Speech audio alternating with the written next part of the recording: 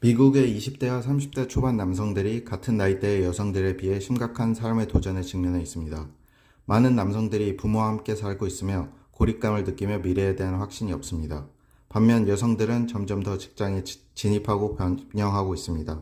팬데믹은 이러한 추세를 악화시켰으며 남성들의 사회적 및 직업적 성장을 방해했습니다.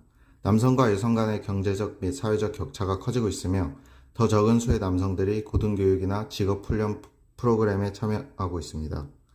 이 문제는 정신건강 문제와 젊은 남성들 사이의 자살률 증가를 포함한 광범위한 사회적 영향을 미치고 있습니다.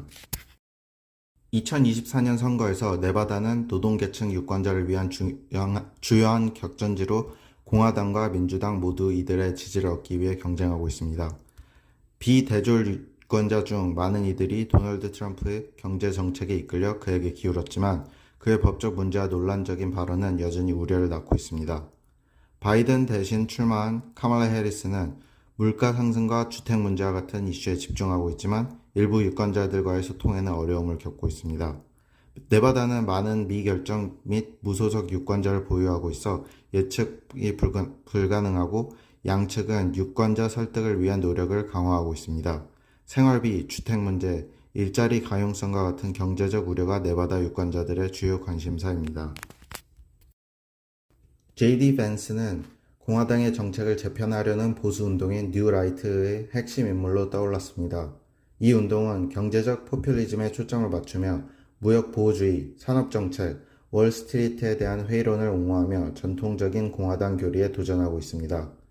밴스와 그의 동맹들은 아동세 공제 확대, 미국 반도체 산업에 대한 정부 개입 지지와 같은 아이디어를 추진하며 세를 확장하고 있습니다. 그러나 티파티와 연계된 구보수파는 대정부주의 정책에 대한 우려를 이유로 이러한 변화에 저항하고 있습니다. 뉴 라이트의 미래는 2024년 선거 결과와 트럼프의 승패에 따라 결정될 전망입니다.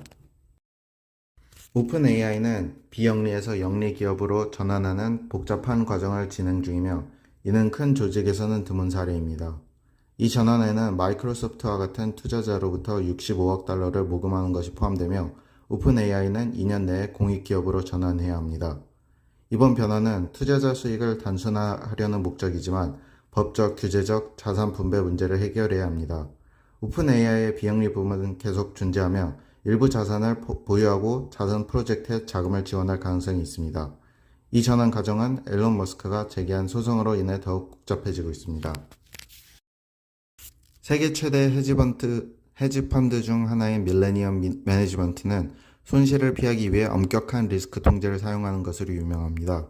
회사는 2,600명 이상의 트레이더와 분석가를 고용하고 있으며 각 팀은 독립적으로 운영되지만 손실이 일정한 수준을 넘으면 해고될 수 있는 엄격한 한도를 가지고 있습니다. 이러한 신중한 접근 방식 덕분에 1989년 설립 이후 투자자들에게 560억 달러의 수익을 창출했습니다. 고위험 헤지펀드와 달리 밀레니엄은 일관성을 중시하며 2008년 한 해를 제외하고 꾸준한 성과를 냈습니다. 이 전략은 꾸준한 저변동 수익을 선호하는 기관 투자자들에게 매우 매력적입니다. 최근 모기지 금리가 하락했음에도 불구하고 높은 집값으로 인해 주택 구매는 여전히 많은 사람들에게 부담이 됩니다. 전문가들은 모기지 금리가 약 5.25%까지 내려가야 구매 비용이 평균 임대료와 비슷해질 것이라고 제안합니다. 많은 주택 소유자들이 낮은 금리의 모기지를 유지하기 위해 집을 시장에 내놓지 않으면서 주택 매매 시장은 둔화되고 있습니다. 지역에 따라 임대료와 구매 비용의 차이가 크지 않은 곳도 있지만 자녀 계획과 같은 삶의 변화는 여전히 구매 결정을 자극합니다. 텔레그램은 테러 및 마약 밀매 같은 범죄 활동이 공개적으로 논의되는 플랫폼으로 당국에 중요한 단서를 제공하고 있습니다.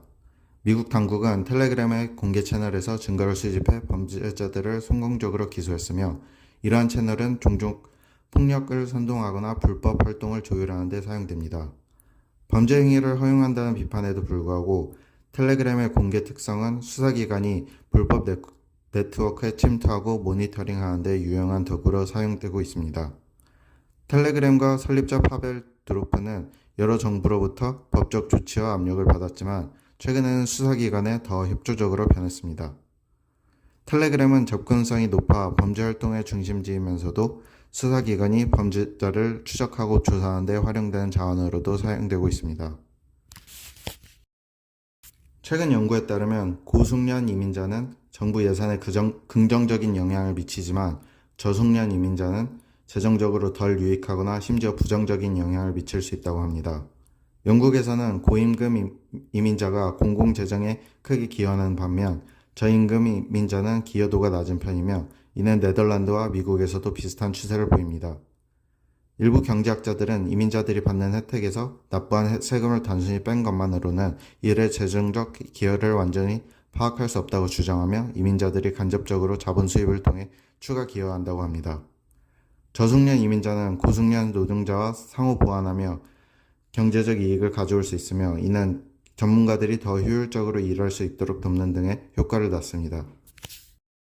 중국의 최근 경기 부양책인 금리 인하와 대출 등이 희망을 불러일으켰지만 이러한 국가 개입의 효과와 장기적 영향에 대한 우려가 남아 있습니다.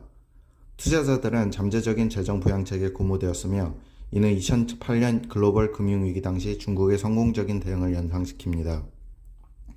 이전 부양책은 과잉 생산, 주택 과잉, 부채를 야기하여 국가 주도 투자보다는 가계 소비에 집중해야 할 필요성을 강조했습니다. 일본식 불황을 피하려면 중국은 소비자 지출을 촉진하고 인프라 투자 및 수출에 대한 의존도를 줄여야 합니다. 현재의 부양책은 단기적으로는 효과를 보일 수 있지만 장기적인 성장을 위해서는 정부 간섭을 줄이고 생산성을 높이며 소비를 촉진해야 합니다.